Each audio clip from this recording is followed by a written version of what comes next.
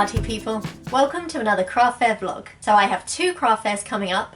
The first one is tomorrow, which is Bank Holiday Monday, and then the next one is the following Saturday. So I've got a busy week ahead of me. So tomorrow's one is a Village May Day event. I did this for the first time last year and it went really well, which is why I've applied again this year. It's only about 10 minutes from my house, so it's nice and local. They block off the whole high street and it's lined with stalls and a stage for different performers. They have food trucks and like bouncy castles, all that kind of stuff. The only problem is tomorrow's forecast is rain. It's been beautiful sunshine today.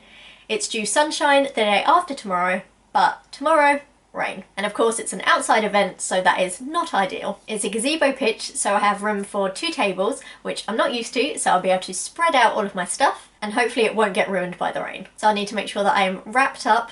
The event runs from 12 until 5, I think, so hopefully I won't get too chilly or soggy. So tonight I just need to box everything up and make sure it's ready to go for the morning.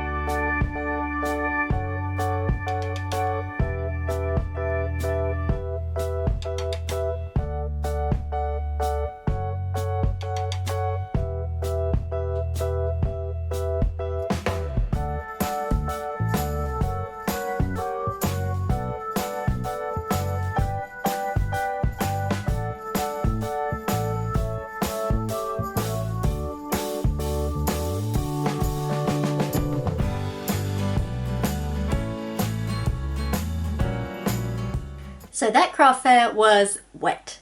It wasn't supposed to start raining until about 12, but it started at 10, which is when we were setting up. But we did manage to get the gazebo up pretty quickly, so nothing got too wet. Our location was on the side of the road next to these market stall structures. You could choose to have a market stall provided or to bring your own gazebo and set it up in a space. I chose the gazebo space because I think it might have been cheaper and also you had so much more space than in the market stalls. Those market stalls weren't that deep, so I asked the organiser how she wanted me to set up my gazebo next to them, and she said if possible to go in line with them rather than sticking all the way out. So to do this, we had to put the gazebo half on the road and half on the pavement. This was actually a benefit as we put the tables on the road and then stood behind them on the pavement, which gave us a bit of extra height, which for me and my mum was quite useful. It meant I could comfortably see over the top of my display boards, which isn't always the case. I had my 2 tables set up in an L shape with the side one jutting backwards a little bit, which you will have seen in the previous clips. This meant I had a little bit of table space behind my display,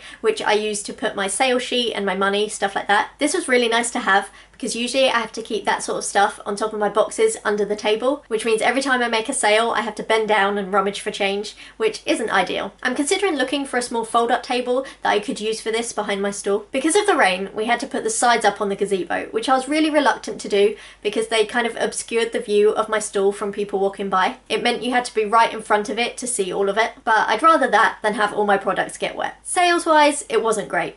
I made back my stall fee, which was £30 plus a little bit more. My best sellers were my octopus keyrings, and I also made 11 sales from my £1 basket, which is the most popular it's ever been. I did have quite a few people take leaflets for my custom pet products, some who seemed genuinely interested, so we'll see if anything happens there. Just last week, I had an email from a guy wanting a pet portrait, and he'd picked up one of my leaflets last summer. So you never know. I think the main issue with my lack of sales was the weather, as maybe people were too cold and wet to want to stand still for long enough to look at everything. Although saying that, it was still very busy. It's an established event that's been running for years, so people still made the effort to come out even in the rain. So it could just be that people aren't looking for my sort of things at that sort of event. You know, one that's more family centered with lots of different attractions. So I think I'm going to stick to more specific craft fairs, which is what my next event on Saturday is, so hopefully I'll do better there. It's also meant to be warm and sunny on Saturday, so fingers crossed for a more profitable day. With my next craft fair, I was able to set up the day before, which was really useful for me with childcare. My dad came with me to set up while my mum stayed at home with my son. At the time I was setting up, there was only one other person doing the same at the other end of the room, which meant I could set up my camera without feeling weird about it. So enjoy this clip of me setting up. The craft market was held in a church. A lot of the tables provided are just boards going across the pews, which isn't very good for access in the front of your stall, as you have to go all the way around to the front. So I always offer to bring my own table, as I think you get a better space. My space this year was right in front of the altar, with another table right next to me. There was just enough space between our tables to get through, so I made sure to put anything that could easily get knocked down on the other side of the table.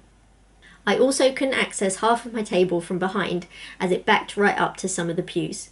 But this was actually not a problem. It just meant that when someone wanted a dog from the board, they just had to take it off themselves rather than me reaching over to get it. Setting up the day before was really chilled, as I could take my time with no start time looming. It did feel a little weird leaving all my stuff behind for the night, even though the church was going to be locked overnight, but it was worth it for all the time it would save me in the morning. In the morning, I arrived about 40 minutes before the start time, which gave me plenty of time to add a few final labels and signs, tidy my table, and sort out all my boxes behind.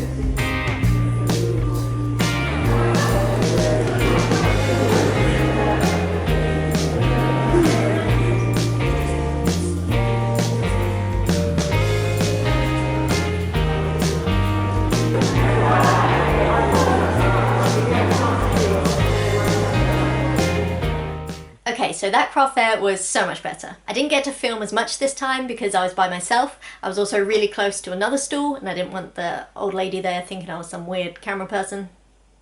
The weather was glorious sunshine, although from the church you couldn't tell because it was quite cool all day. It was kind of weird, all these people coming in their shorts and t-shirts, but I still had my jumper on. but it meant it was really busy with lots of people coming in. It was a bit of a slow start because at this event the stalls are in 2 different locations. So the main stalls are set out on like a big field, and then a specific craft market is in the church. So when people came in, they would do the main stalls first, and then it would take a bit of time for them to trickle over to the church. So sales wise, I made a lot more money than on Monday.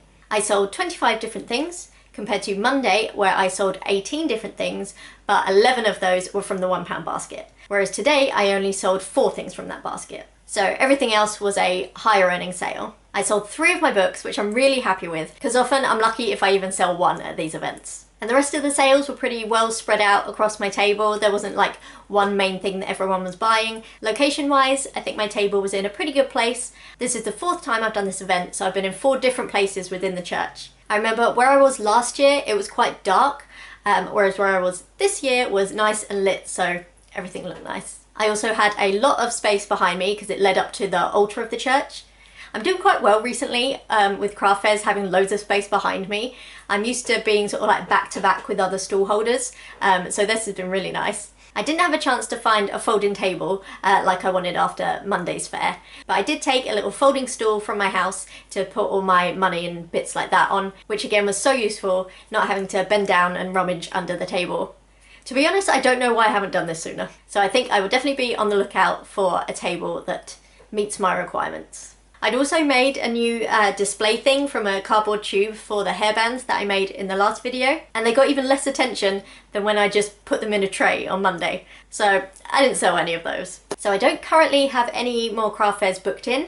So I think what I'm going to focus on now is updating my Etsy shop. I've kind of let that go a little bit. So I want to update it with all the dogs that didn't sell, and I want to start adding some other things from my craft fairs as well. So I'll need to go through those, photograph and list them.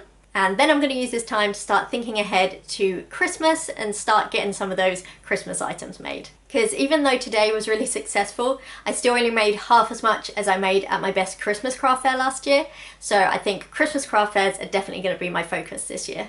So now you've seen 2 of my recent craft fair setups, let me know if there's anything you think I could improve on. I still feel like it's not quite right, like it's not quite showing everything off properly. I also think I want to get maybe like a banner to go on the front of the table, just for a bit more branding. I think it looks really plain, but I don't know, do you think it's worth it? Let me know what you think in the comments. Thanks for watching, bye!